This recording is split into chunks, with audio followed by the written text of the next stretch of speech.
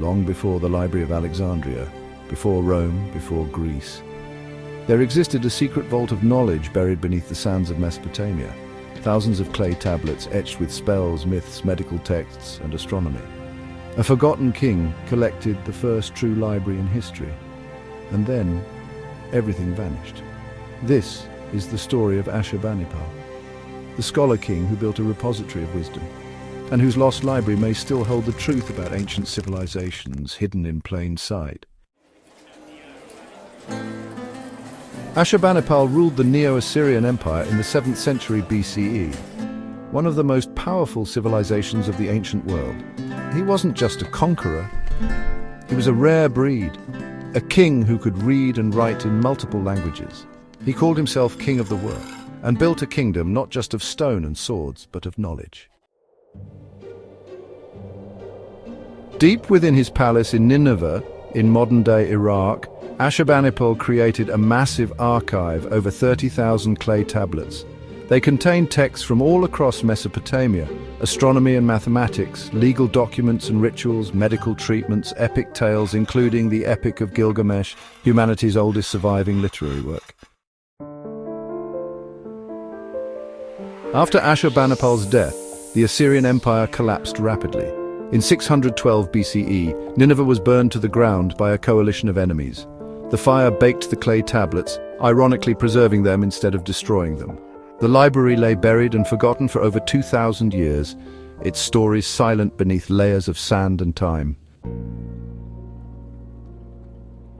In the mid-1800s, British archaeologist Austin Henry Layard began excavating the ruins of Nineveh.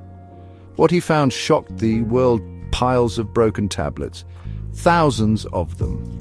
Scholars soon realized they had uncovered the oldest known library in human history. Among the texts were incantations, omens, and even detailed star charts predicting eclipses.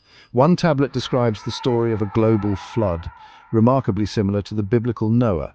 Others explain how to diagnose illness through pulses, fevers, or eye color. It's as if Ashurbanipal tried to preserve the entire world in clay. The Library of Ashurbanipal is more than just ancient text. It shows us that early humans were not primitive. They were engineers, doctors, mathematicians, philosophers, but most of all, they were storytellers. And thanks to this library, we can now hear their voices across 2,000 years of silence. Despite decades of translation, many tablets are still undeciphered. Others are missing, possibly still buried under modern-day Mosul or lost in private collections. And then there are the conspiracy theories.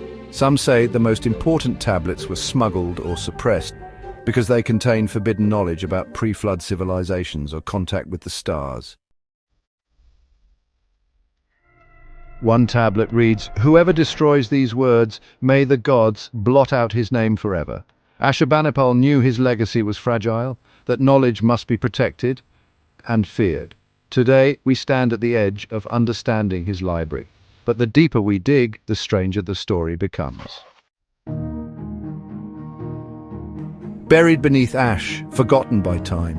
The first library wasn't made of paper, it was made of stone.